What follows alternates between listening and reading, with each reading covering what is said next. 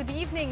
You've tuned into ET Now, and this is Startup Central, the first and only daily show in India dedicated to startups and entrepreneurship. I'm Karuna Rao, and we have a power-packed lineup for you over the next 20 minutes. The big story then today, let's kickstart the show with that on Startup Central. Softbank finally takes another big bet on the Indian startup story. It has invested $150 million in online first baby products retailer FirstCry. They will be committing another $250 million for a larger round. Rahul Dayama joins in with the latest on the story. Rahul, the Flipkart exit seems to have propelled Softbank's plans for India. Karina, that's right. You know, it definitely is one of the biggest deals as far as 2019 is concerned.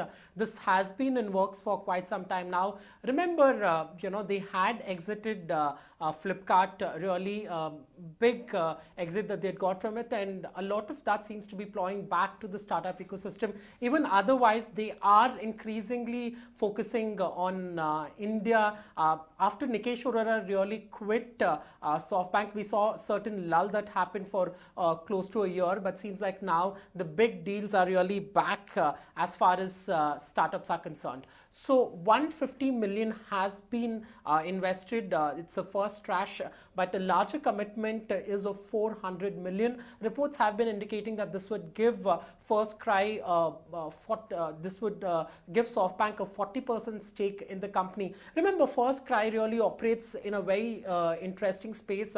They have sort of you know, pioneered the concept of online to offline for a long time now.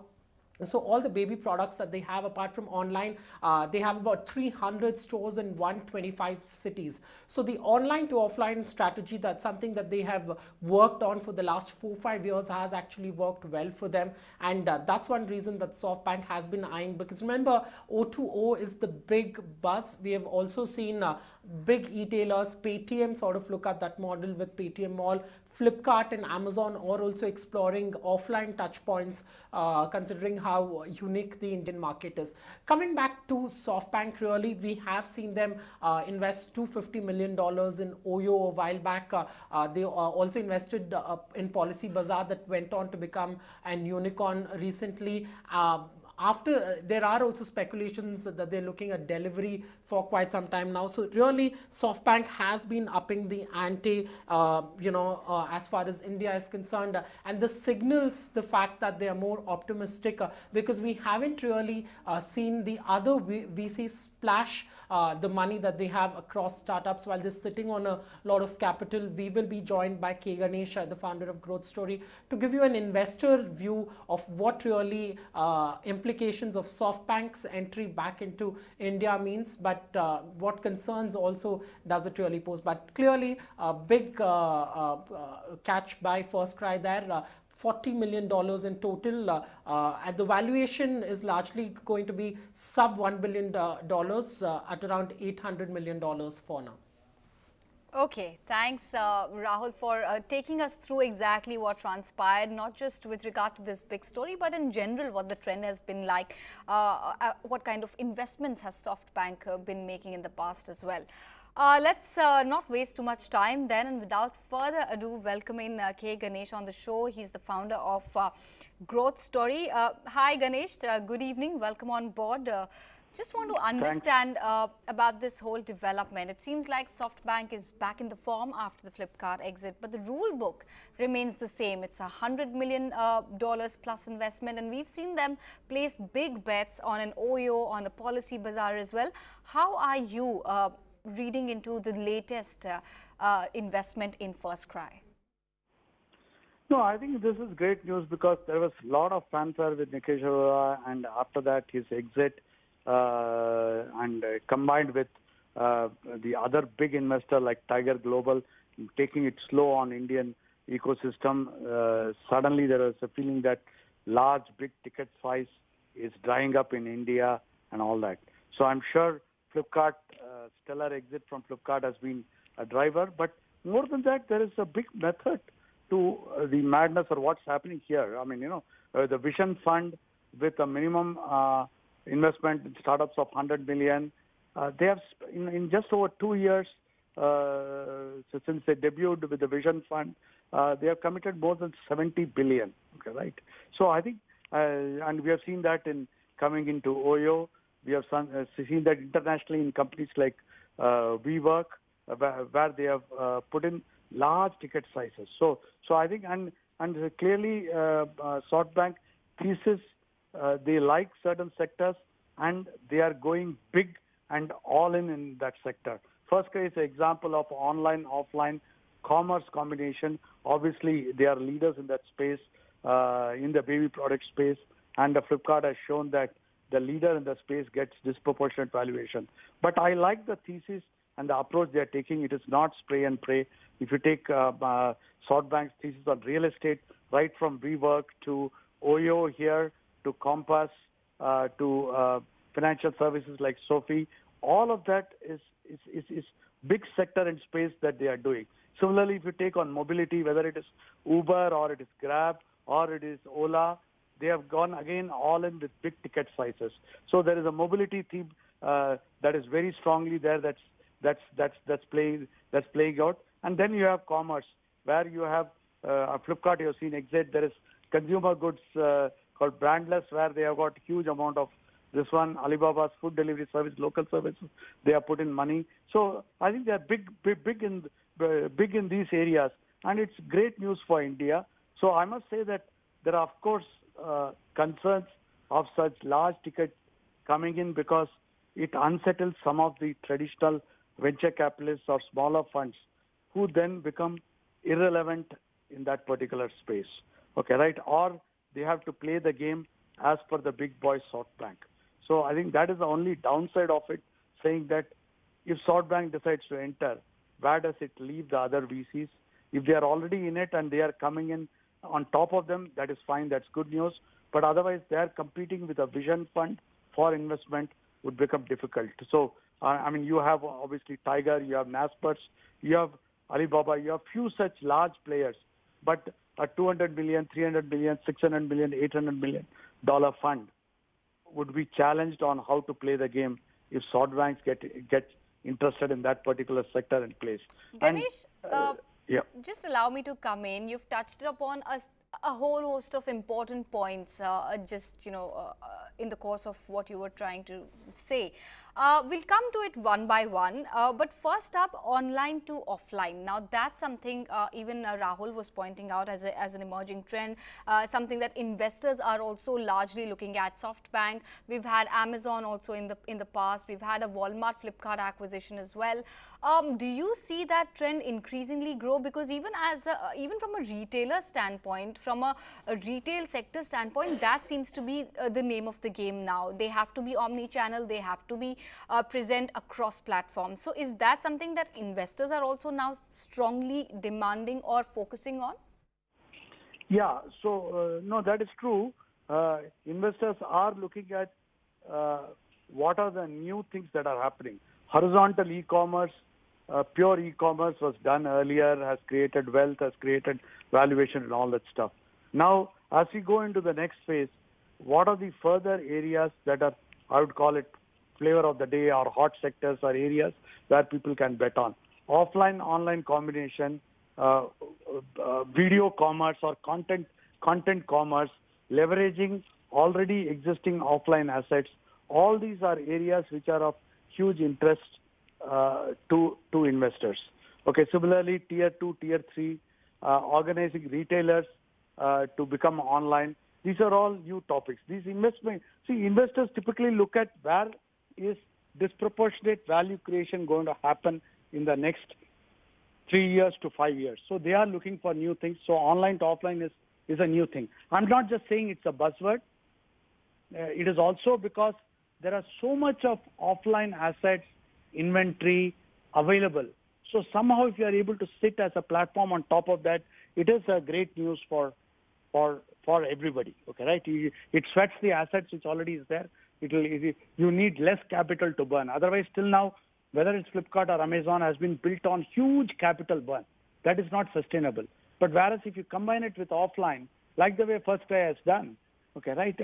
Then you can do it with a more reasonable burn, and utilize the assets. So I think that definitely is a way to go. And so is video commerce, so is content commerce, leverage and online offline hybrid commerce in tier 2, tier 3 cities. Okay, okay. Let's move on a little as well and focus in once again on Softbank, which is still one of the biggest investors in the Indian startup story.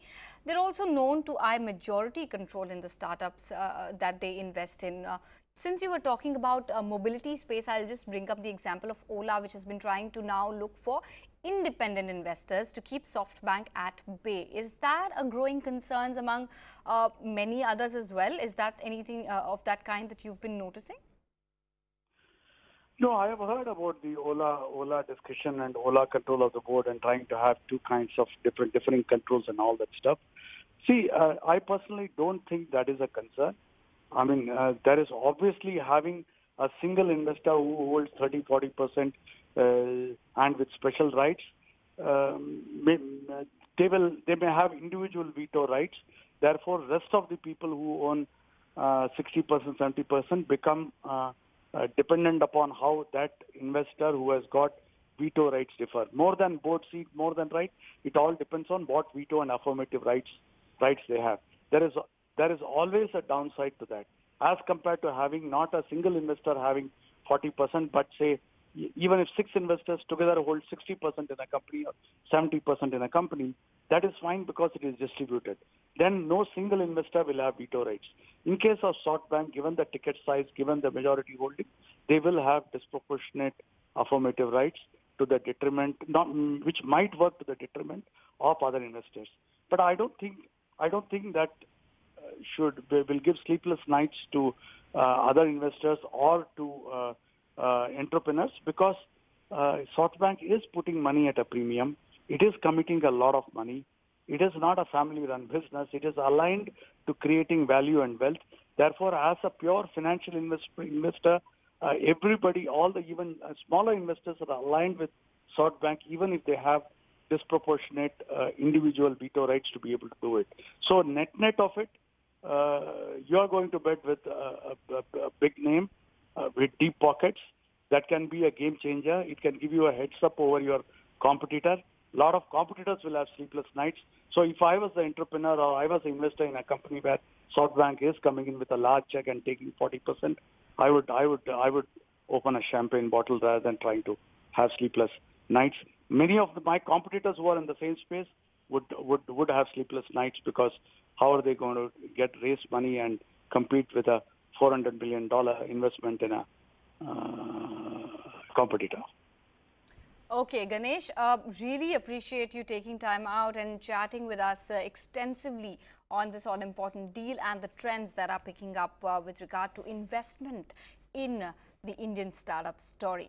Moving on then to another important story, the women-only community platform Sheroes has acquired Bengaluru-based women's health app Maya in an all-stock deal. Sheroes has 14 million members and has a target of reaching 100 million in the next 3 to 4 years. Whereas Maya Health app enables women to track their health via mobile application. Currently active in 20 countries, it's a game changer in health technology. We're joined by the founder and CEO of Sheroes, Sairi Chahal, and the founder of Maya Health platform, John Paul, with us to help us understand the synergies, the kind of plans that both of these institutions, both of these organizations have going forward. I'll come to you first, Sairi. Congratulations. Firstly, it's a critical acquisition for Sheroes. Will you now integrate Maya with the Sheroes app? Is there a plan to do that? And did increasing discussions on the platform around health promote you to make this kind of an acquisition? Right. So I think, I think more than in any product, there's always the founder. And I've known John for many years. I think he's one of the best founders building great products out of India. And I have been on the Maya app myself. I know it's a top quality product. And what we've learned from Sheroes is that health and women's health is a big theme, both on our platform and outside of it. And Maya has clear expertise in the space and depth in the space. They also have international exposure, which is very, very valuable. And as we built out more communities for women, women's health is a core focus, given the focus around menstruation, reproductive health, pregnancy, and a whole lot of depth around other related health issues. So it's not only just a utility for us, but it's also a way to build domain expertise. And Maya app is perhaps the deepest we could find in the healthcare space in India. I can't think of anybody else who is that great in quality and exposure globally. John is also with us. Let me also, rope him into the conversation. John, Maya was live in 20 countries. What was the need to sell out so soon? If you could help us understand what propelled you to do that. Like Sairi mentioned, we've known each other for a while, and I've always been impressed by the work she's doing and the mission that she's on. And we have also had a lot of synergies. The fact that both of us built products that for women first and women only, in fact. Thinking up this partnership didn't take much. It came as a natural progression to the work that we were doing. Okay. I also want to understand from Saili, you often describe Sheroes as a women-only space on the internet. What are the trends or things that increasingly stand out for you?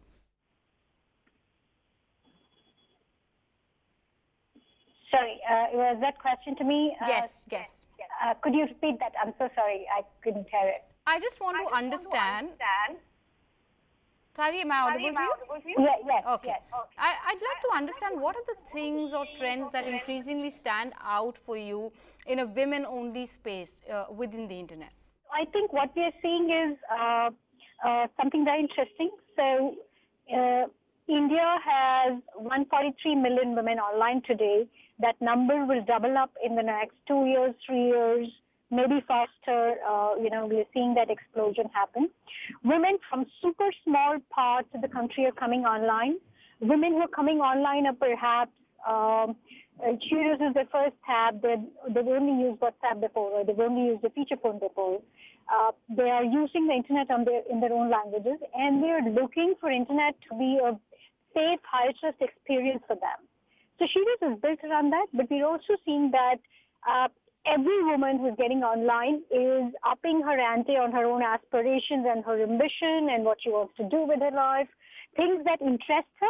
And a lot of these women are now beginning to use the internet as their tool to build up their dreams. So whether it is build up work, build up their hobbies, build up their interests, read up more, find support, find communities, find information, find opportunities. We are seeing all of that happen as more and more women come online, either for the first time or become active in a safe women-only space for the first time. They're asking questions which they wouldn't sort of do traditionally on other platforms, whether it's difficult questions about marital issues or health issues, children, about skilling, about learning, about being a gig worker, being a micro-entrepreneur. We are seeing women really take charge of their lives in what we call women's internet. And I think it's a great story because what it will eventually do is it will add to India's GDP story.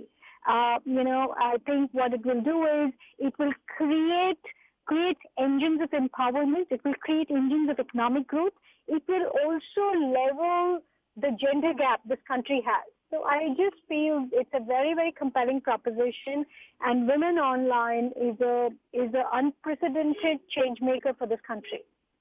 Right. Completely agree with you on that, Sairi. John is also there. From an engagement point of view, John, what were your big takeaways of building Maya? You looked at addressing the menstrual health issue. When the issue was still a taboo, so that's clearly a big, thing that you have achieved through this app. But what, according to you, on a personal level, were the biggest takeaways from this, from the app that you developed called Maya? Right. One of our earliest lessons with Maya was that, as in any great product, the number one criteria is you need to have a fantastic user experience. And towards that end, we built a product which had not just utility value, but some level of emotional connect with our users. Right? And so the theme around which we built Maya was that we know you're going through tough times. We know there's a lot on your hand, but don't worry, Maya's got your back. She's your personal health assistant that helps take care of you, of your menstrual cycles, of all your health-related needs. Don't worry, Maya's got your back. Right? So over time, what we saw is that people looked at Maya more like a friend in need rather than just an app. Right? So they had a certain level of emotional connect, and you can see this not just in my words, but what our users talk about the product. If you went to the App Store and go through the hundreds of thousands of reviews that's in the App Store, it pretty much reflects this. And that I would attribute as the number one reason for us. Of the 8 million downloads that we've had, and 95% of it is organic, which is that people downloaded the product, used it, found amazing value in it, and then there's a lot of word of mouth. But that's pretty much how the app grew in all of the countries that we speak about. So that to me was a great learning experience. The fact that it built a great product and addresses need from the user's perspective, the users will come in droves. John, now that Maya has gone, into the hands of Sheroes and the people who managed Sheroes for so long, what is it that you're expecting? How do you expect Maya to contribute to what, the kind of ecosystem Sheroes has already developed? How do you see the synergies play out? So as Sari mentioned, Sheroes' mission is to build the internet for women. So we are reimagining the internet, keeping women up front and center, building a whole bunch of products, services, utilities that help women. And Maya very neatly fits into that mission, especially around health. So we're both aligned towards that, and we will continue to develop Maya further and make it more holistic and move towards our personal health assistant, while at the same time contributing to the larger platform that Sheroes is building. Sairi, just want to come to you for some closing comments before we let you go. 100 million subscribers or users is something that you're targeting. By when do you see that happen, and what are the other milestones internally that you may have set for yourself? Right. So I think 100 million is a good number to build out as the internet grows in India.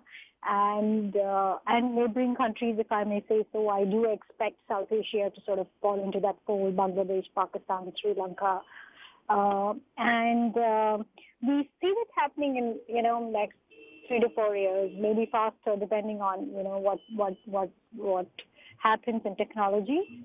And I think the most important thing is to sort of change the narrative for women on the internet. I think. So far, what internet has been able to offer to women is still at level 1. I think we can really ramp up what it can do and how it really can be a game changer. Countries like China have built products which have changed the course of, not only economic history, but also their societies, the impact on users. So I do feel that there is a great opportunity to build out a product that will change the narrative for women in this country, and that's something that's very exciting. And as a company, that's who we are. That's our DNA. We are driven by building a high empathy, high trust platform. We are driven by investing in the right fundamentals. We're also driven by the fact that there is a multitude of needs that we can serve for the user, whether it is around her work, whether it's around her personal life, whether it's around her social space. So I think this is a very interesting and exciting time. And if I may say, this is one of those opportunities which is India first. Definitely. It's just one of those things that happens sometimes in your life. Most certainly, Sairi, all the very best on this new journey that you've embarked upon with the acquisition of Maya, and John as well. Thanks much for joining in to help us understand the nuances and the contours of this deal. Moving on then, Flipkart and Amazon are at it once again. As the Republic Day approaches, retailers have launched their sales with massive discounts on categories like mobiles, electronics and fashion. Do not miss this bus, as it would be the last discount fiesta before the new FDI policy gets implemented. Remember, government has set Feb 1st as the deadline for all retailers to abide by the new norms. So here's a list of the great Indian sale that you wouldn't like to miss. Rahul joins us with the lowdown on all the best deals. Rahul, interesting that the sale is happening even as the concerns around the FDI e-commerce policy remain. Karina, that's right, but seems like, going by the nature of the deals, they are as good as your Diwali sale. So it seems like retailers and sellers are getting rid of the stock before the deadline really approaching Feb 1st. So all the big deals that consumers will be eyeing, just a cautionary note, while Flipkart sale will end today, Amazon sale is on for tomorrow. So have a look at the deals. They're quite something, and decide what you really want to pick by. Coming to phones, the big category, Amazon is offering an iPhone X for as low as a 25,000 discount. Redmi phones are also seeing a massive discount really. But the other categories, large appliances, ACs, fridge, TVs, all of them also seeing up to 75% off, something that we don't really see on a usual Freedom Republic Day sale. Other categories that one should eye for is merchandise, top brands. I've been checking out close to 80% discount. Jewelry, handbags, all the women who want to shop, this is the time. In fact, watches, also top brands are seeing up to 70% discount. Coming to Flipkart, that will end its sale today. Mobile phones up to 30% off we are seeing on Flipkart. These are across top brands like Redmi, Vivo, really among others. Large appliances is something that even Flipkart has been pushing up to 70% discount there as well. But the big takeaway really will be grocery also, where the deals only get better. So go out there and check all these deals. Right. Rahul, looks like not only have you been doing your research, but also have been shopping a fair bit, taking advantage of all these deals. On that note, we'll wrap it up on this edition of Startup Central. Thank you so much for watching.